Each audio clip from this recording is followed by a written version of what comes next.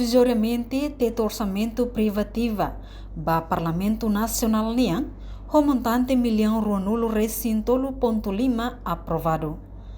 Foi em halo discussão bateto orçamento privativo Parlamento Nacional, tinan rehurua ruanulo recin lima, liuhusi plenária extraordinária quarta-feira, no ohin Parlamento aprova Provizoriu, orçamento o montante Millaun ruanulo recintolo ponto lima.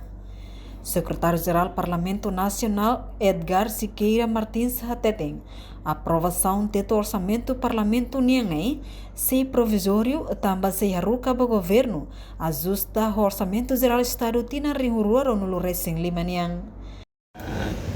18, Parlamento Nacional discute o orçamento privativo 2025 ini.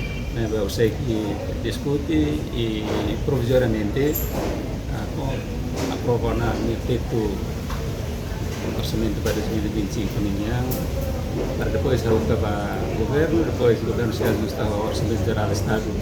Todo dia se arruca mais para o parlamento, para depois o parlamento se discute e depois não mostra se aprova isso.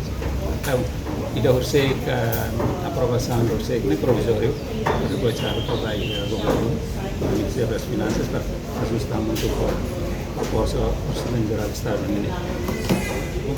Enquanto Presidente Parlamento Nacional Maria Fernanda Lai afirma, Parlamento aprova ona Tetu Orçamento Provisório, o montante Millaun ruanulo recintolo ponto lima, mas se depende fali ba discussão, no aprovação Orçamento Geral do Estado União, se decide o deputado Sira. 23, única peticionar, ok?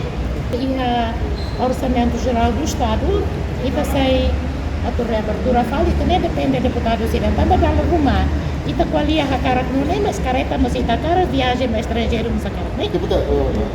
Deputado Sira e a Parlamento Nacional Mose Tetu didiak, Orçamento Parlamento Nian, também orçamento ida Millaun ruanulo recintolo ponto lima aprova provisório, mas beijo se comite revisão orçamento e a fulan kotuk prevê orçamento ba Parlamento Nacional o montante Millaun ruanulo. Reportagem Melda Fátima, Televisão Timor Post. Janela informação ba emogoto. Atua tem informação atual dia clio. Kita haluha. Hane yang botão subscribe, like. Halo comentário no fahe tutang ba media sosial hotu.